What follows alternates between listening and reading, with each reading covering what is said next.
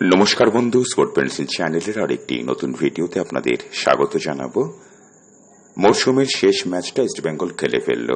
এই ভিডিও যখন করছি তখন নির্ধারিত সময় ছেড়ে অতিরিক্ত সময় খেলা চলে গেছে। 4-1 গোলে ইস্টবেঙ্গল পিছিয়ে আছে, অর্থাৎ ইস্টবেঙ্গলের পরাজয় অবধারিত। এবং একই সঙ্গে সব থেকে বড় সত্য কথা যেটা, যে এবারও হলো না।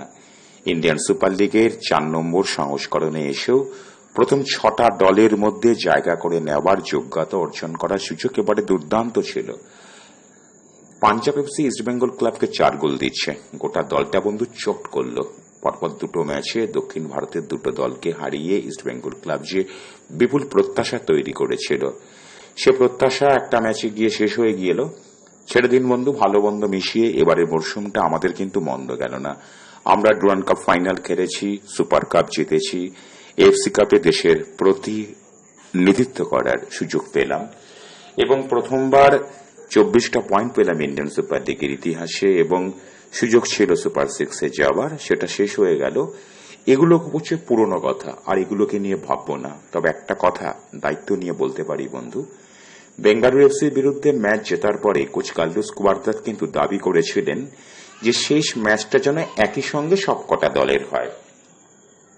সেই দাবিটা শুধুমাত্র কোচের ব্যক্তিগত দাবি হয়ে থাকলো। ইস্টবেঙ্গল ক্লাব এফএসডিএল এর কাছে বা ফেডারেশনের কাছে এমন কোনো দাবি জানিয়েছে বলে আমাদের জানা নেই। বাংলার ফুটবলে যখন একটা সুদিন এসেছে, ঠিক সেই সময় বাংলা বিদ্বেষী ভারতীয় ফুটবল মহলে তো অভাব নেই। কেন ম্যাচটা একই সঙ্গে দেওয়া হলো না? আজকে ধরুন ইস্টবেঙ্গল ক্লাব যদি জিতত, চেন্নাই তাদের মতন করে অঙ্ক কষে ফুটবলটা খেলতে পারত। এই যে অবিচার, এটা কেন হলো? এটাকে নিয়ে কিন্তু বন্ধু আমাদের ভাবতে হবে। বারবার করে ইস্টবেঙ্গল ক্লাবের ওপরে কেন আঘাত আসবে? বাজে রেফারিং এর শিকার হয়েছে ইস্টবেঙ্গল। এই মুহূর্তে ফেডারেশন প্রেসিডেন্ট যিনি, তিনি এই ইস্টবেঙ্গল ক্লাবও খেলেছেন, সে কল্যাণ চৌবে। তার কাছে কি প্রশ্নগুলো থাকবে যে আপনি উদ্যোগী হন। অনেক বিষয়ে আপনি উদ্যোগী হয়েছেন, এখনো বহু বিষয়ে আপনার উদ্যোগী হওয়া বাকি আছে। আপনার কাছে বিনম্র অনুরোধ থাকবে অসংখ্য ইস্টবেঙ্গল ক্লাবের প্রতিনিধি হয়ে, যে এই বিষয়গুলোকে নিয়ে কিন্তু ভাবার সুযোগ আছে। বাংলার ফুটবলকে কেন বারবার করে এভাবে পিছিয়ে দেবার যে সর্বভারতীয় ফুটবল স্তর যে তাগিদ, সে তাগিদটা কেন দেখা দেবে? বিশ্বের ফুটবলে বা ভারতীয় ফুটবলে আমরা দেখেছি এমন একটা ক্রুশিয়াল মোমেন্টে কিন্তু একই সময় একই দিনে খেলা ঠিক হয়। কেন এফএসডিএল করল না? ইস্টবেঙ্গল ক্লাব সুপার 6-এ গেলে কাদের স্বার্থ বিপন্ন হতো? এই প্রশ্নের উত্তর মাননীয় ফেডারেশন সভাপতি কল্যাণ চৌবের কাছে আমি বিনম্রভাবে অনুরোধ জানালাম। কোন একজন ইস্টবেঙ্গল সমর্থক আমাকে বলেছিলেন যে আপনি তো অনেকেরই সমালোচনা করেন, কল্যাণ চৌবের সমালোচনা করে দেখান তো।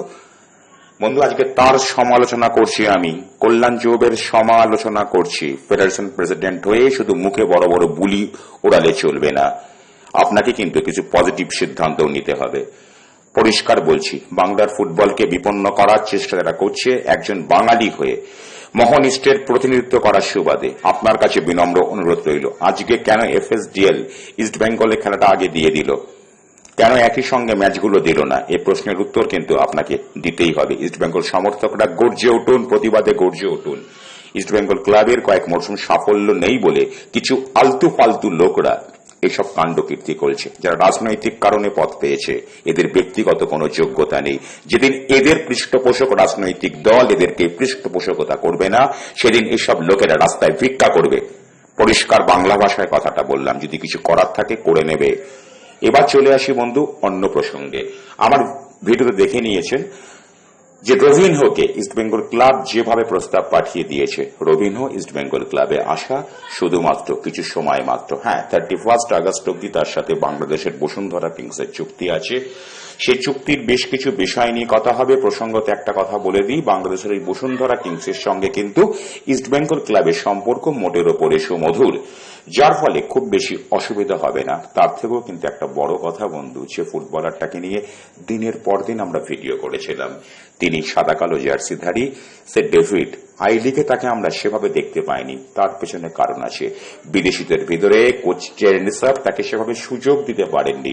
ভারতীয় ফুটবলাররা বন্ধু, তা যদি কেউ স্ট্রাইকার হয়, কতটুকুই বা সুযোগ পায়? সুযোগ পাননি। যেটুকু পেয়েছেন নিজেকে প্রমাণ করেছেন। ইস্টবেঙ্গল ক্লাব যে মাফ করবেন, মামুন স্পোর্টিং ডুরান্ড কাপে যেটুকু পারফরমেন্স করেছে, গ্রুপ লিগ থেকে বিদায় নিয়েছে, সেখানেও কিন্তু সর্বোচ্চ গোলদাতা হয়েছেন। শেষ কবে কোনো ভারতীয় ফুটবলার ডুরান্ডের মতো একটা সর্বভারতীয় প্রতিযোগিতায় সর্বোচ্চ গোলদাতা হচ্ছেন, এটাকে আমাদের কিন্তু পরিসংখ্যান কেটে বার করতে হবে। কলকাতা লিগেও তিনি যে দুর্বার গতিতে গোলের পর গোল করেছেন, সেটাও কিন্তু আমাদের অতি অবশ্যই মনে থাকবে। সেই ডেভিডের সাথে চুক্তি শৈশব উৎসব শেষ হয়ে গেছে। সাদা কালো শিবির হাজারো চেষ্টা করেও ডেভিডকে নিজেদের কাছে রাখতে পারেনি। চুক্তি হয়ে গেছে, ইন্ডিয়ান সুপার লিগ চলছে বন্ধু, সেটা শেষ না হওয়া অব্দি কিছু আইনগত জটিলতার কারণে তার নামটা এই মুহূর্তে প্রকাশ করা যাচ্ছে না। ইন্ডিয়ান সুপার লিগে ইস্ট বেঙ্গল ক্লাবের অভিযান আজ শেষ হয়ে গেল, কিন্তু ইন্ডিয়ান সুপার লিগ শেষ হয়নি। নকআউট পর্যায়ে খেলা আছে, গোটা মাস জুড়ে খেলা হবে। আমরা আশা করতেই পারি আগামী মাসের প্রথম দুটো সপ্তাহ পরেই কিন্তু ডেভিড যে ইস্ট বেঙ্গল ক্লাবে চলে এলেন, সাদা কালো জার্সির হারেরও চেষ্টা করো। হ্যাঁ, এগুলো হতেই পারে। দলবদলের বাজারে সাদা কালো জার্সি বা সবুজ মেরুন জার্সি বা লাল হলুদ জার্সি একে অপরকে ফুটবলার নির্বাচনের ক্ষেত্রে যে টক্কর দেবে, এটা কলকাতার দলবদলের বাজারে আমাদের কাছে চির পরিচিত দৃশ্য। সে দৃশ্যকে আরেকবার সামনে আনবো। যখন বাংলার ফুটবল একটা উচ্চতায় পৌঁছাচ্ছিল, তখন কিছু স্বার্থান্বেষী মানুষ ইস্ট বেঙ্গল ক্লাবকে রুখে দিল। তারা চায় না, তারা কদিন পরে হয়তো মোহনবাগানকেও রুখে দেওয়ার চেষ্টা করবে, কিন্তু এভাবে বাংলার ফুটবলকে কোনোদিনই পিছিয়ে রাখা যায়নি, পিছিয়ে রাখা যাবে না। একটা কথা বলি, আজ ইস্ট বেঙ্গল ক্লাব জিতলেও যে ইস্ট বেঙ্গল সুপার সিক্সে ছিল তা কিন্তু না। শেষ ম্যাচে সেজিও রেবেরা, উড়িষ্যা এফসি, যাদের এই মুহূর্তে প্রথম 6 দলের মধ্যে জায়গা করে নিয়েছে, তারাও যে ইস্ট বেঙ্গল ক্লাবকে একেবারে সংকোধনী বাজাতেন তাও নয়। যা হয়েছে বন্ধু, ভালো হয়েছে। নতুন বাংলা বর্ষ আসছে, সবাইকে অভিনন্দন জানাবো। সুস্থ ভালো থাকুন। জয় ইস্ট বেঙ্গল।